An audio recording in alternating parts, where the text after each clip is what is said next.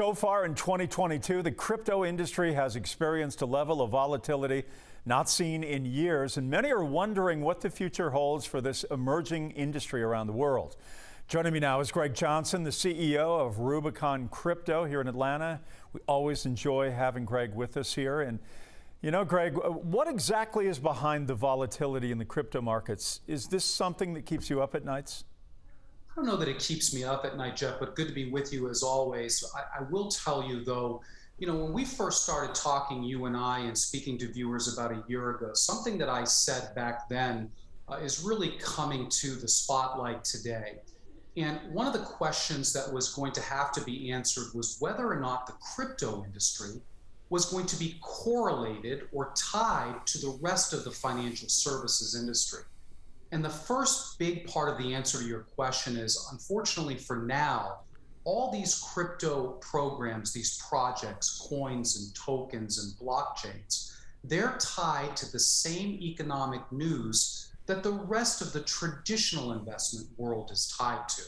So one of the major reasons that is driving some of this incredible volatility we've seen, especially over the last 48 hours, is tied to some of the historic measures that the Federal Reserve has had to take.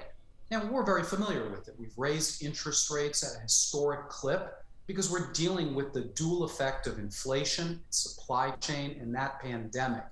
Oh, by the way, there is war in Europe for the first time in, 85 years? And then there's something else that's really ironic that's been driving the behavior. In many ways, one of the things that signals long-term viability for crypto is institutional money, institutional presence, the big investment firms, the big private equity firms. And we've seen all of that. And yet what we're also experiencing is that double-edged sword, that in times of volatility, the crypto markets are behaving more and more like those traditional places where all that money has come from. And then there's one last thing.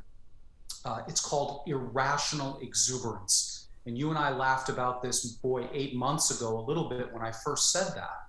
And that's because many of the retail investors like you and I who might be getting involved in crypto, they perhaps got in over their heads. They put too much in.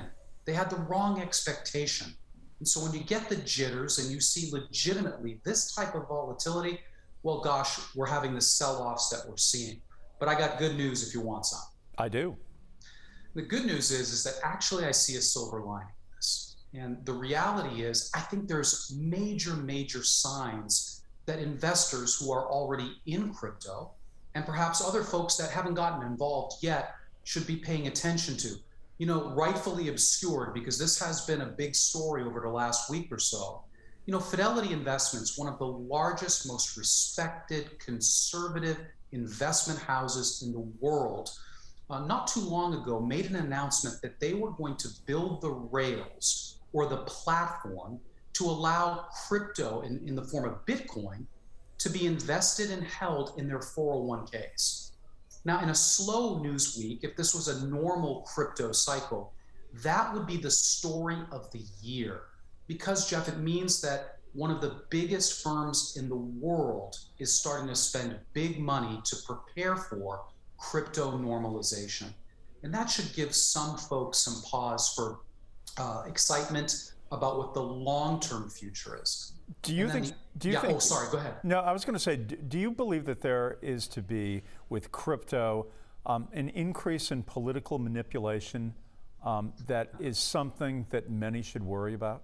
What a great question. As a matter of fact, it's interesting. One of the major trends we're seeing, especially this year, is the involvement of the broader crypto industry, these titans of crypto, if you will, in political campaigns, lobbying, creating super PACs, typically the stuff of more established industries. In a weird way, or in a backhanded way, it's another sign of crypto not going away anytime soon because of that big money. But the thing that I get very encouraged by, if there's a silver lining from this volatility that we're seeing today and this week, is that we talked before about this being the year of crypto regulation and normalcy. Well, believe me, after some of the events of this past week, some of the unique stable coin issues that have been taking place, there will be enhanced clarity, as they say in the industry, and that is coming without question. And I think that's a good thing for investors. Greg Johnson, the CEO of Rubicon Crypto. Always enjoy the time we spend with you. Thanks for being with us. Likewise.